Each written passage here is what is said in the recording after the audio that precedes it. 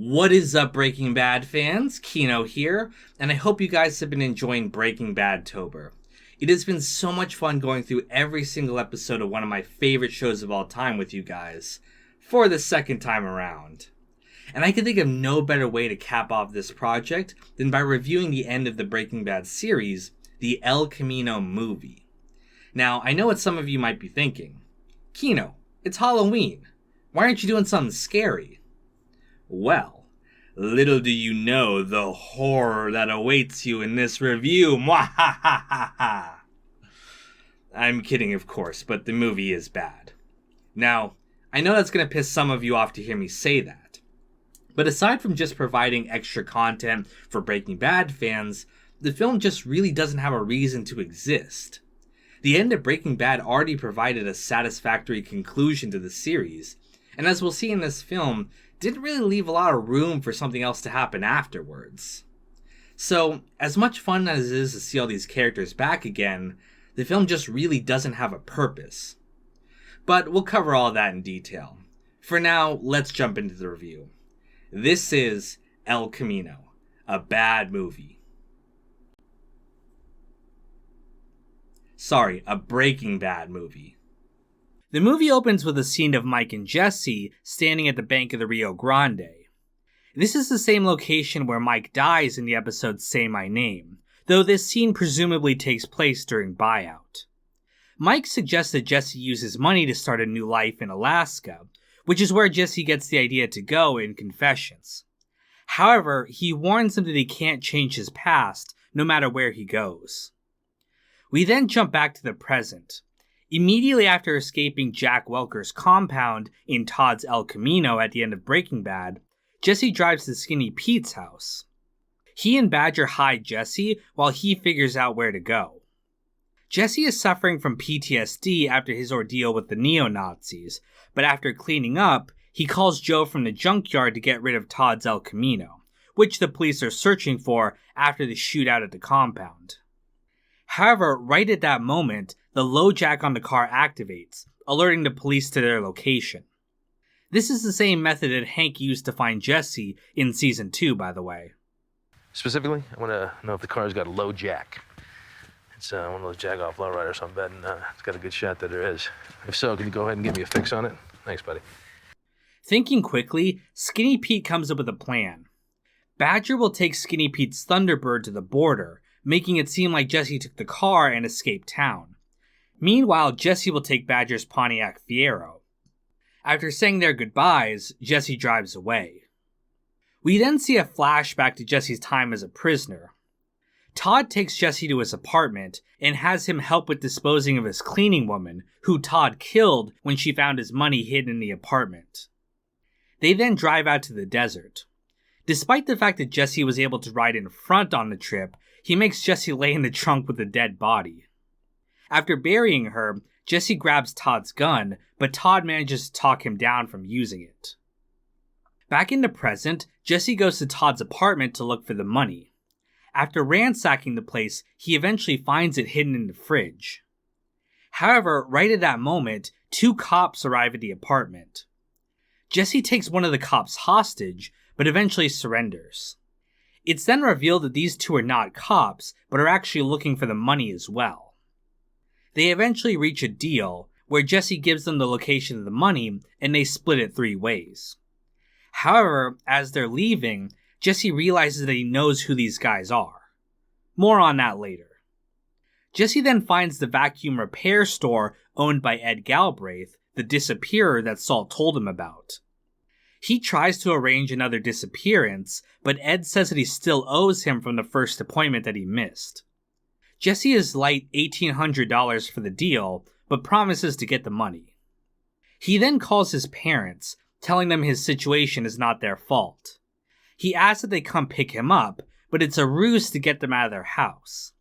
He then breaks in and steals 2 guns from their safe.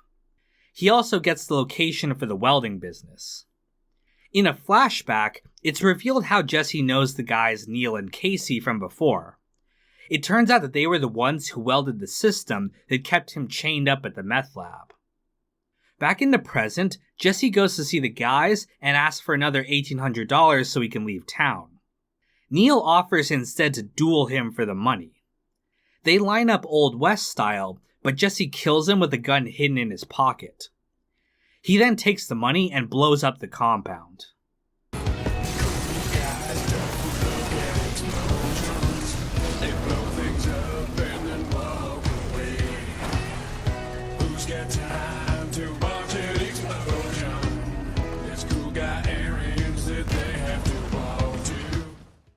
In the penultimate flashback, we see a scene between Walt and Jesse. This scene takes place during 4 days out after they get back to town. They then discuss Jesse's future. Walt says that he was lucky he didn't have to wait his whole life to do something special, meaning cooking meth.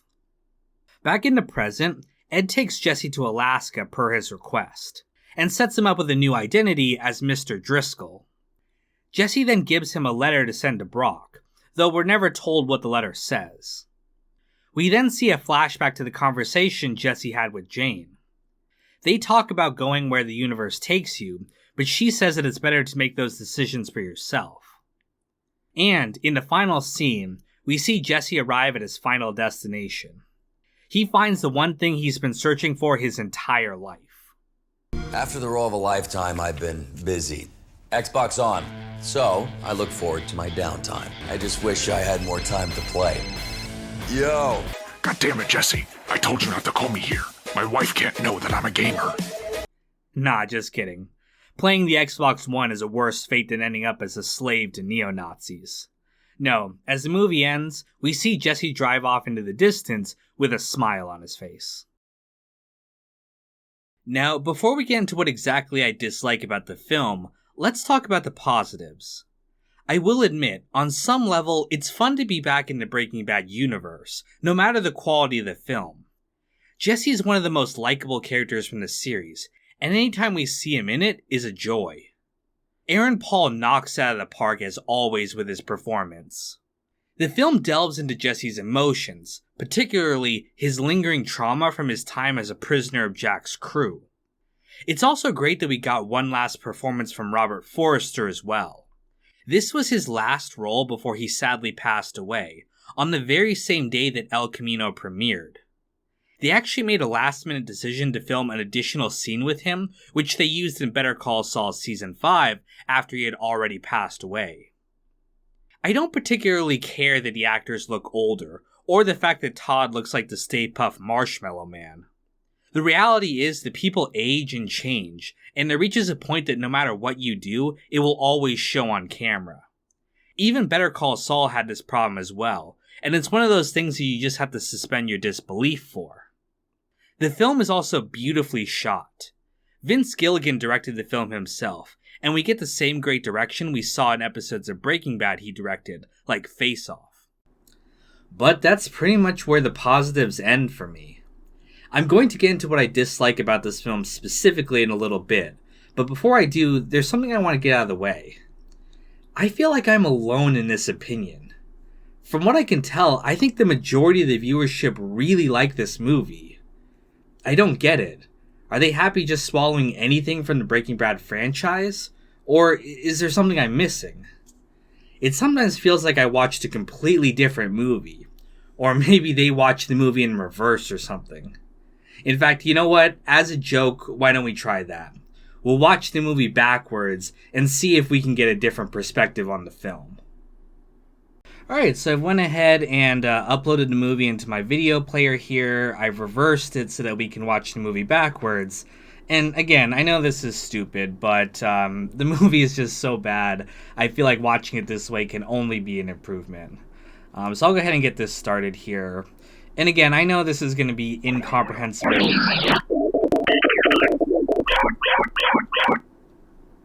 Wait, what was that? Did you guys hear that? That doesn't sound like the normal, audio that plays over the credits. Let me play it again.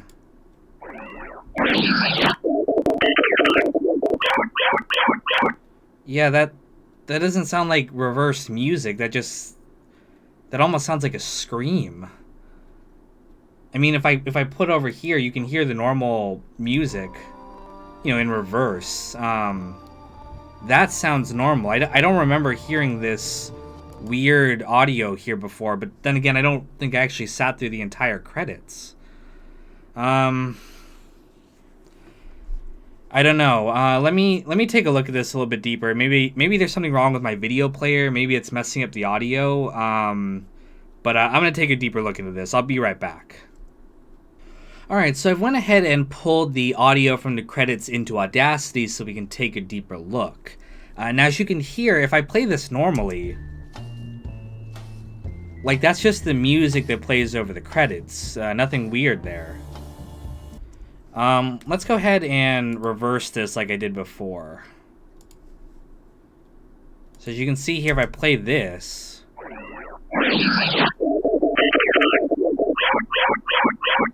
there's that weird, like, screeching sound from before. So it's not just my video player.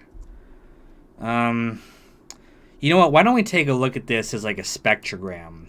Now, what a spectrogram is it's just a way of looking at audio visually. So that might reveal what's going on here. Now, this all looks normal. This is just, again, the music that plays over the credits.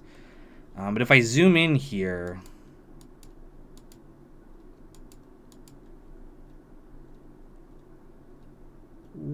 what the fuck is this? You guys seeing this? There's some kind of like image hidden in the audio here. There's these weird esoteric symbols. And there's a message. It says "Find Greenbrier." Now, Greenbrier was the working title of the film.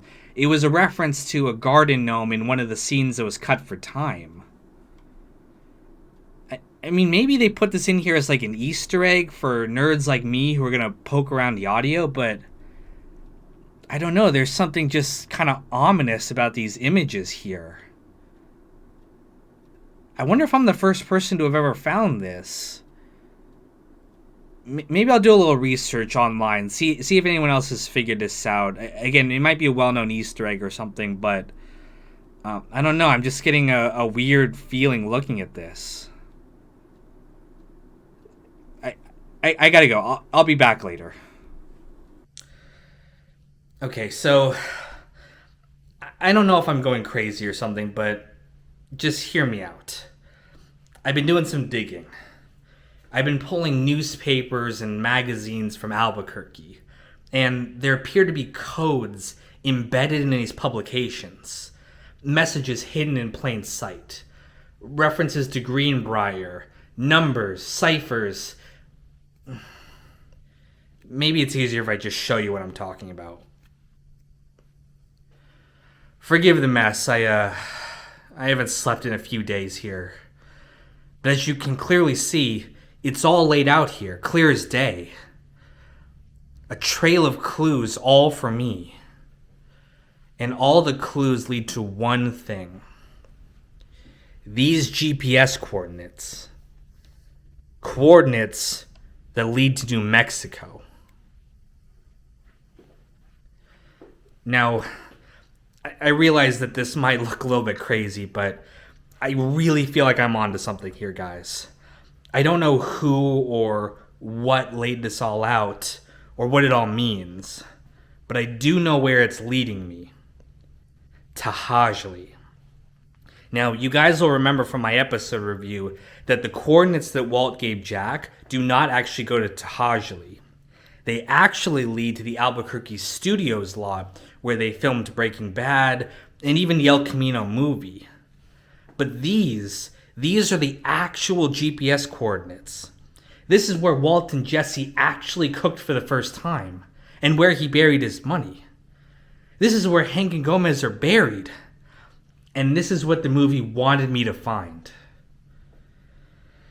So, really, there's nothing else to do except to actually go to New Mexico and figure out what all this means. Hey everyone, Kino here. So, I'm headed down to New Mexico. I know these clues mean something and I need to understand what. So, I got my friend Justin here to drive me. Say hi to the viewers, Justin. Hey, internet people. Sure you're alright, man? Yeah, of course. I'm fine. But did you really need to wear that hat? Of course. This is a Breaking Bad video. I promised my viewers I'd always be wearing the hat during Breaking Bad videos. Sorry about that. Some people have no sense. Anyway, we've got about a 14-hour drive if we don't stop. Wait, what? No stop? Of course not. We've got a tight schedule to keep. We've got to get there before October 31st. Why? I don't know. I have a bad feeling. Well, what if I gotta take a piss? Oh yeah, that reminds me.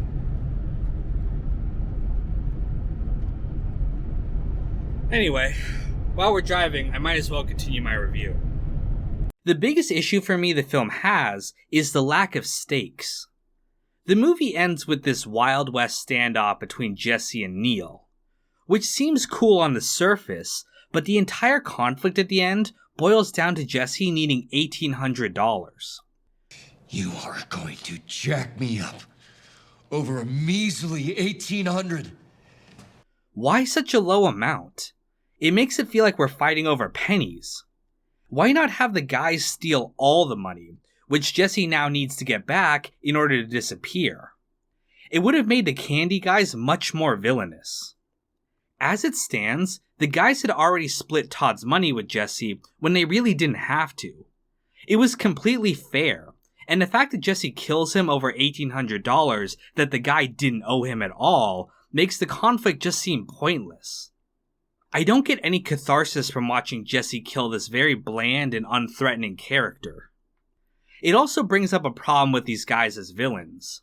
In the movie, they're just the guys that welded Jesse's harness that Jack's crew used to keep him locked up while he cooked. And while you can say that helping neo-Nazis in any way is a shitty thing to do, they really didn't harm Jesse. It was Jack's gang that tortured him and kept him as a slave. These guys were just contractors working for them. It would have been much better if the villain was one of the Nazis who actually took part in torturing Jesse. I know that Walt supposedly killed them all at the end, but you could easily say that one of their cousins or something wasn't there that night. It would have given the movie an actual villain connected to Jesse's suffering, which would have made the end fight actually mean something. It would have also explained why the guys even knew where Todd's money was anyway. I mean, maybe you could say that Todd trusted them enough to tell them that he had that money, and maybe that also means that they were friends with him and the rest of the Nazi crew, but that's essentially the audience doing the work of explaining the backstory for the film, rather than the film delivering that information on screen. All of this essentially boils down to the fact that this wasn't really a story that needed to be told. Like, yeah, it's cute that Jesse gets to go to Alaska like he said that one time on the show, but we already assumed he was headed for a better life once he escaped at the end of Breaking Bad. Seeing all the details of how he actually does it doesn't make for an interesting story when the conflict isn't developed in a meaningful way. The fight with Neil at the end doesn't change Jesse.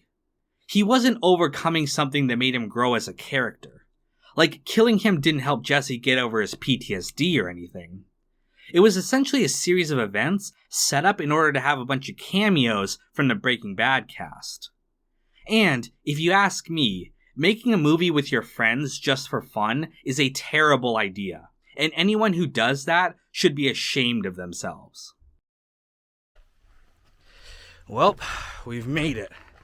We're finally here in New Mexico. Yeah, it's hot. Do I really have to be wearing this jacket? Of course, everyone wears large coats and hoodies in the desert. Duh. Anyway, this is about as far as we can go in the van. We're gonna have to walk the rest of the way on foot. Did you at least carry the bag? No, I need to focus on documenting this historic occasion. It's why I've got you wearing the GoPro on your head. What was in here anyways? Supplies we definitely need. Now, if there's no further questions, let's get moving. Are you ready, Jesse? What'd you just say? I said, are you ready, Justin? Sure. All right. Let's get going.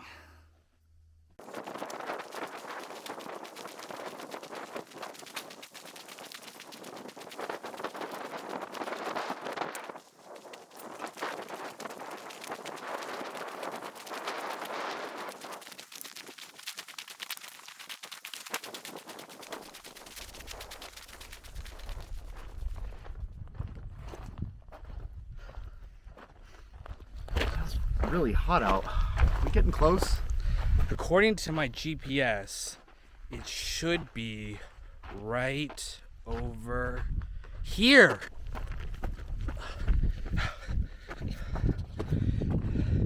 This is it. The spot where the clues led me to. Now what do we do? We dig. Well, you dig. Why do I have to dig? I'm a YouTuber. That means I'm basically a celebrity.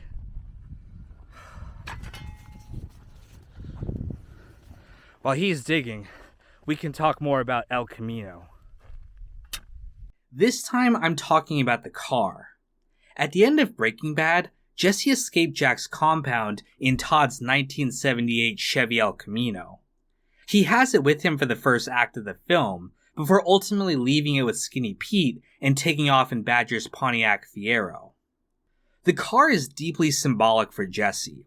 It's a symbol of his overcoming of Todd, and a token of victory when he escapes in it. The car also features stripes very similar to Drew Sharp's helmet, and the fact that Jesse took it from Todd is almost like avenging the boy. So, if the car is that symbolic, and the name of the movie is El Camino, why get rid of it so early in the film? And don't tell me he had to do it because of the tracking system. If the writers didn't include that, would anyone besides nitpicking reviewers like me complain? He could have easily changed the plates and roamed around in it throughout the movie. It might have been a little bit of a stretch for him to have taken it with him to Alaska, but there were bigger contrivances in Breaking Bad, and it would have connected the end of the film to the end of the show. And yes, I know that El Camino doesn't just refer to the car. It's Spanish for the road or the path, and can also refer to Jesse's journey and road to salvation. But again, if you're going to name the movie after the very recognizable car, it probably should have been featured much more prominently. We might as well have named the movie Looking for Alaska. Come on, Jesse. We don't have all day. You know, this isn't as easy as it looks. Come on, just apply yourself. Why this mother... God, I hit something.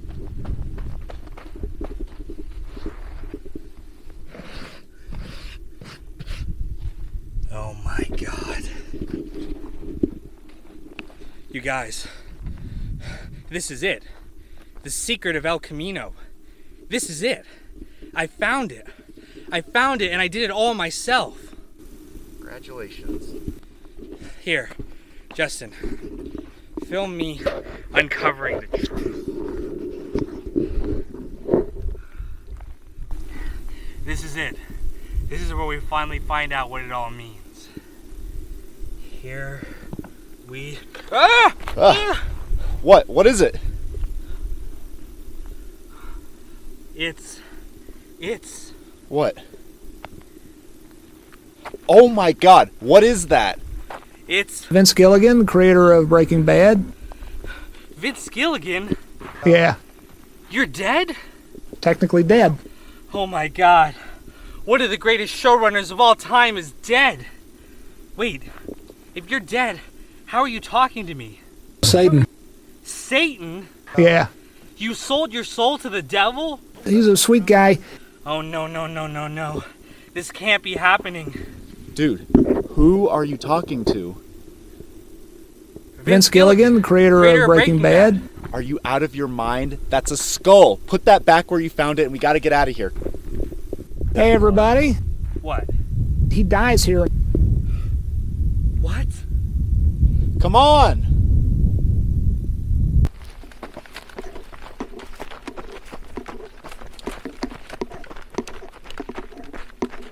Where is it? What? The van, it was right here. Maybe we parked it somewhere else. No, I'm positive it was right here. Where is it then? No, think somebody stole it? Who? We're way out in the middle of nowhere. Well, what do we do now? Hey everyone, Kino here. It's been about 5 hours since we've been stuck in the desert. We have no food and very little water.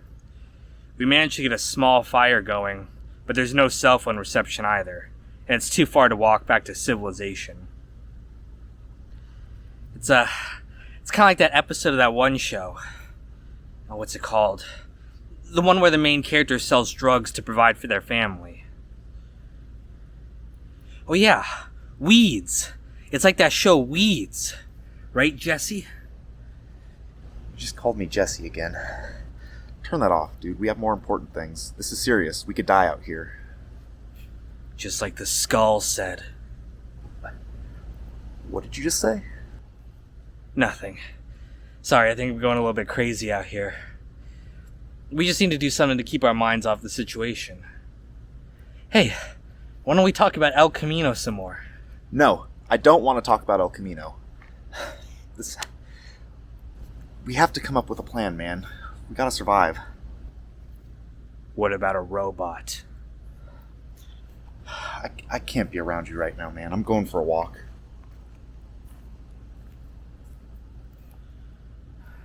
Don't listen to him. We do need to talk about the movie some more. Isn't that right, Vince Gilligan? Yeah. One of the reasons the film is so disappointing is the fact that its following is such a great series. Breaking Bad was such a tightly paced and exciting show, so to have this abomination essentially be the end of the series is incredibly disappointing. One of the problems that the film was always going to have was the fact that it came out many years after the series ended. By that time, we were satisfied with the ending we got, and it all moved on. There was no reason to pull us back into this world unless you had a story really worth telling. This isn't the only franchise to suffer a disappointing sequel movie. Deadwood was infamously cancelled and left on a cliffhanger. They tied it up many years later with the Deadwood movie, but by that point the actors were basically decrepit, and it had been so long that no one cared about the conflict anymore. And of course, there's The Sopranos. Now, there's an urban legend that the greatest television series of all time had an incredibly disappointing movie that barely tied into The Sopranos narrative at all. A movie so bad, it almost destroyed the franchise entirely. But that's just a myth, of course. Like ghosts. Everyone knows The Sopranos never had a movie. That's just a scary story told around a campfire. I mean, could you imagine the horror if something like that were real?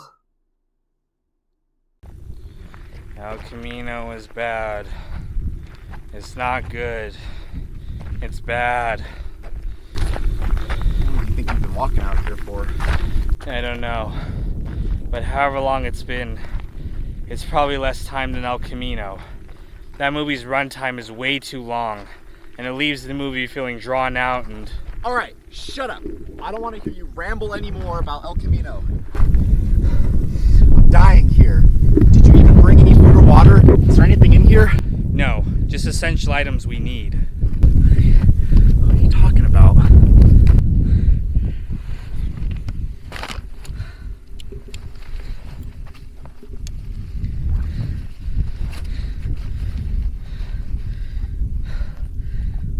What is this? The complete Breaking Bad box set. Are you out of your mind? You mean to be telling me I've been carrying a heavy-ass bag filled with DVDs? Yeah, I told you, essential items. Ah!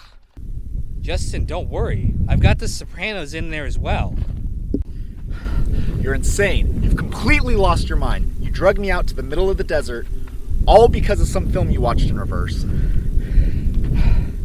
We're gonna die, and you can't stop rambling about how bad El Camino is. It's not even that bad of a movie. What? It's a good movie. It's great to see Jesse get the happy ending he deserves after everything he went through in the show. Plus, we get to say goodbye to all of our favorite characters. And Bryan Cranston even has a cameo in it. It's fun. What more could you want? Whoa. Where'd you get the gun? It was in the box with the skull. I think this is what it was all for. Why I found those clues. I need to destroy any remaining support this film has. Starting with you. mean to tell me that you're gonna kill me all over my opinions on a movie? If you're not with me, then you're my enemy. Don't. For Breaking Bad. Please. For The Sopranos. Kino! And for all the shows that deserve better. No!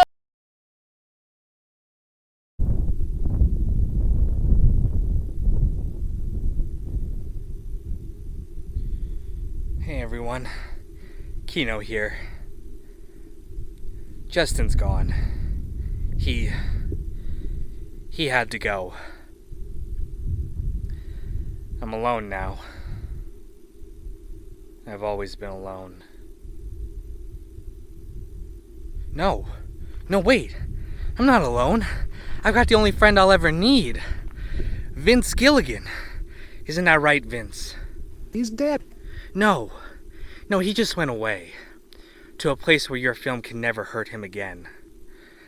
You know, what the hell? Maybe he didn't die. I don't know how, but somehow I'll make it out of this desert. I'll get back home and make sure that no one ever watches that abomination again. I just need a way out of this desert. Oh my God. Look! It's the van! We did it! Vince! We're saved! No. Shut up, Vince. You made El Camino. I don't need to listen to you. We did it, guys! I'm saved! I'm saved!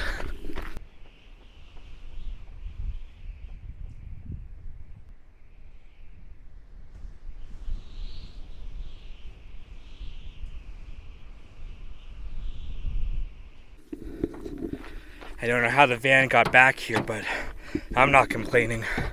I'm saved. Just gotta get out of here. Okay. Keys. No. Where did he leave the keys? Somewhere around here. Where did Jesse leave them? Oh, of course, the sun visor. I'm saved. Ah! No.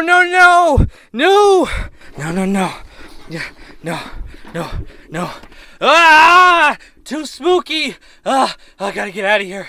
Gotta. Oh no. No, you're not real. You're just a myth. No!